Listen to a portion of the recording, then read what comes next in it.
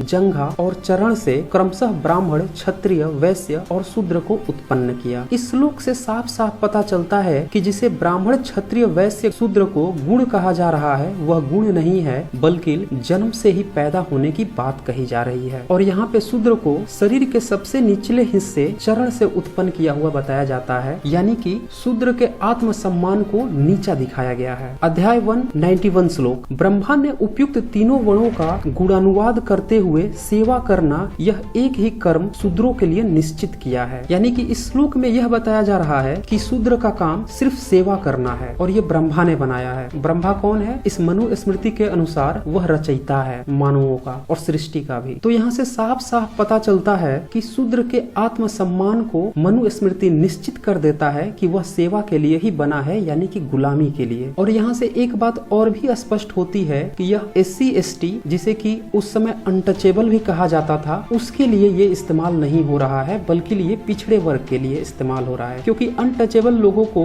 तो छूने तक का अधिकार नहीं था, उन्हें शहरों से दूर रखा जाता था, तो वो सेवा कैसे करते? ब्राह्मण का आत्मसम्मान गिराने के लिए सबसे महत्वपूर्ण होता है किसी भी व्यक्ति का नाम। तो मनु स्मृति में शूद्रों का आत्मसम्मान गिराने के लिए उनके नाम को बहुत ही निंदा युक्त या कह सकते हैं कि खराब नाम रखने का आदेश देता है, ताकि वो जिंदगी भर अपने इस नाम के कारण कभी भी आत्मसम्मानित न हो सके। अध्याय 231 श्लोक। ब्राह्मण का मंगलवाचक, क्षत्रिय का बलवाचक, वैश्य का धन से युक्त और शूद्र का निंदा से युक्त नाम रखना चाहिए। यही कारण है कि आज भी आप देखेंगे कि जितने भी पिछड़े वर्ग हैं उसमें से अधिकांश लोग अभी भी अपने बच्चों का नामकरण ब्राह्मण को बुलाकर करवाते हैं, और जब ब्राह्मण आएगा तो नाम कैसा रखेगा? निंदा युक्त, क्योंकि मनु स्मृति में यह क्लियर कट लिखा हुआ है। अन्यथा आप इसी से सोचे, कोई वर्ग अपने बच्चों का नाम किसी दूसरे से क्यों करवाया गया? लेकिन यह जो नियम बनाया गया, यह नियम इसीलिए बनाया गया ताकि ब्राह्मण आकर किसी के बच्चे का नाम रखे और मनु स्मृति के हिसाब से नाम रखे, यानी कि आत्मसम्मान का जो नाम है वो गिरा हुआ रखे, और ताकि जिंदगी भर वो शूद्र कभी नाम से सम्मानित ना हो सके। इसलिए आपने देखा होगा गाँव में किसी का नाम तोताराम होता है, किसी का मंगरुआ होता है, जबकि ब्राह्मण अपने बच्चों का नाम इस तरह से नहीं रखता। इसी के अगले श्लोक में मनु स्मृति उदाहरण भी देता है कि नाम किस तरह का रखे। सर्मांत ब्राह्मण का, जैसे गोपीनाथ शर्मा, क्षत्रियों का रक्षा से युक्त, जैसे कि रघुवीर सिंह या रामनाथ वर्मा, वैश्य का पुष्टि से युक्त, जैसे घनश्याम गुप्त, और शूद्र का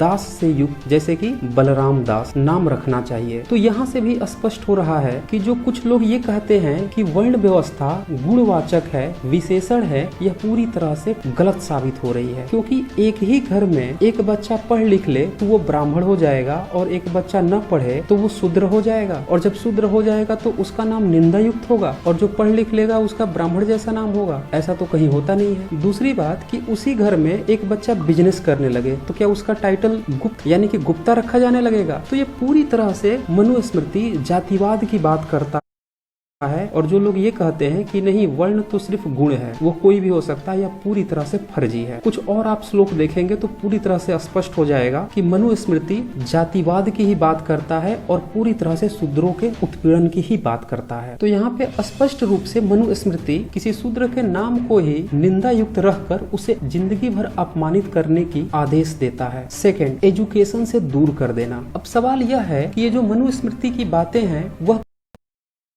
कोई व्यक्ति क्यों माने? तो उसके लिए अनपढ़ होना जरूरी है। तो इसलिए मनु स्मृति शूद्रों को एजुकेशन से भी दूर रखने की सलाह देता है। अध्याय 480 श्लोक। शूद्र को युक्ति न बताएं, उच्छिष्ट और हवि का शेषांश न दे, उसे धर्म और व्रत का प्रत्यक्ष उपदेश भी न दे। यानी कि यहाँ क्लियर कट यह बताया जा रहा है कि शूद्र को कोई अच्छी सलाह नहीं देनी है और किसी भी तरह का कोई उपदेश भी नहीं देना है। अब इसी का अगला श्लोक देखें। जो दूसरे धर्म का उपदेश और व्रत का आदेश करता है वह उस शूद्र के साथ असंवृत नामक अंधकारमय नरक में जा गिरता है। यहाँ भी यह पूरी तरह से बताया जा रहा है कि शूद्र को अगर कोई दूसरे धर्म का उपदेश या व्रत रख रहा है तो वह शूद्र की तरह अंधकार में नरक में जा गिर रहा है। यानी शूद्र को यहाँ भी किसी दूसरे धर्म यानी कि यहाँ भी किसी दूसरे धर्म का भी उपदेश नहीं सुनना है, न व्रत रखना है। पूरी तरह से अपने एजुकेशन से दूर और किसी दूसरे धर्म के भी एजुकेशन से दूर। अध्याय 3 156 श्लोक। वेतन लेकर पढ़ाने वाला वाला, वेतन देकर पढ़ने वाला, शूद्र से पढ़ने वाला या शूद्र को पढ़ाने वाला, कटुभाषी, सधवा या विधवा के पेट से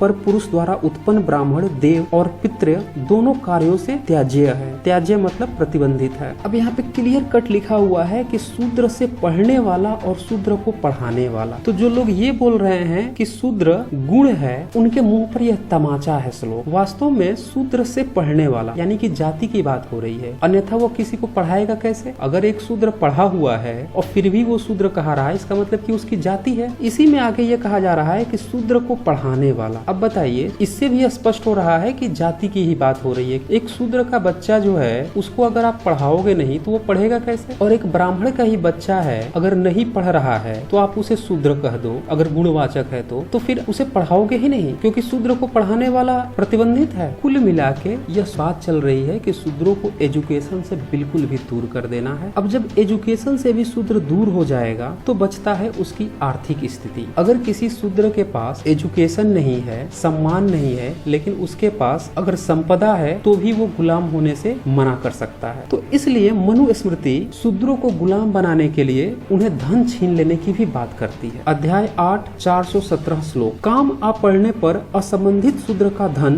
ब्राह्मण बेरोक ले सकता है, क्योंकि उसका अपना धन कुछ नहीं है, सब धन उसके स्वामी का है। अब यहाँ पे ब्राह्मणवाद का वह मनुवादी चेहरा दिखता है जो एक लुटेरा, एक अमानवीय परजीवी की तरह शूद्र से धन छीन लेने की बात करता है। एक और श्लोक देखें, अध्याय 10 129 श्लोक। धन संचय करने में समर्थ होता हुआ भी शूद्र धन का संग्रह न करे, क्योंकि धन को पाकर शूद्र ब्राह्मण को ही बाधता है। देखा, यहाँ पे इनका चेहरा भी उजागर हो गया कि अगर धन मिल गया शूद्र को तो वो ब्राह्मण को बाधता है, मतलब उससे आगे जा सकता है या ब्राह्मण को उससे दिक्कत हो सकती है। तो इसलिए भी शूद्र को नीचे रहना, पीछे रहना जरूरी है, गुलाम बनाए रखना जरूरी है, इसीलिए उसका धन भी छीन लेना जरूरी है। इसकी वकालत करता है मनुस्मृति। अब जब उसे आत्मसम्मान रूप से, शैक्षणिक रूप से और आर्थिक रूप से पंगु बना दिए तो अब बचता है कि उसे सामाजिक रूप से गुलाम बना देना। इसकी वकालत में मनुस्मृति अध्याय 9 334 श्लोक में लिखता है, वेदों को जानने वाले ब्राह्मणों की और यशस्वी गृहस्थों की सेवा करना ही शूद्रों को स्वर्ग देने वाला परम धर्म है। क्लियर कट यहाँ पे यह बात हो रही है कि शूद्र का काम क्या है? ब्राह्मणों की सेवा करना। अध्याय 9 335 श्लोक। यत्न और वाणी से पवित्र रहने वाला, श्रेष्ठ जातियों की सेवा करने वाला, मीठा बोलने वाला, अहंकार रहित और ब्राह्मण के आश्रित रहने वाला शूद्र अपने से उत्कृष्ट जाति को पाता है। अब यहाँ क्लियर यह बात लिखी हुई है कि शूद्र ब्राह्मण पे अगर आश्रित हो तभी वह उत्कृष्ट जाति को पाएगा, अन्यथा वो निकृष्ट ही रह जाएगा। यानी कि यहाँ भी ब्राह्मण की गुलामी की बात हो रही है। अब जब उसके धन छीन लिया गया, गुलाम भी बना लिया गया, तो फिर शूद्र अपनी जीविका कैसे चलाएगा? उसके लिए मनुस्मृति अध्याय 10 121 श्लोक में लिखता है, ब्राह्मण की सेवा करते हुए यदि शूद्र का जीवन निर्वाह न हो तो क्षत्रिय की सेवा करे, यदि उससे भी पेट न भरे तो धनिक वैश्य की सेवा कर जीवन निर्वाह करे। यानी कि शूद्र को जिंदगी भर गुलामी रहना है, चाहे ब्राह्मण की या क्षत्रिय की या फिर वैश्य की। इसी के अगले श्लोक में देखें, वह शूद्र स्वर्ग के लिए या दोनों स्वार्थ और परमार्थ के लिए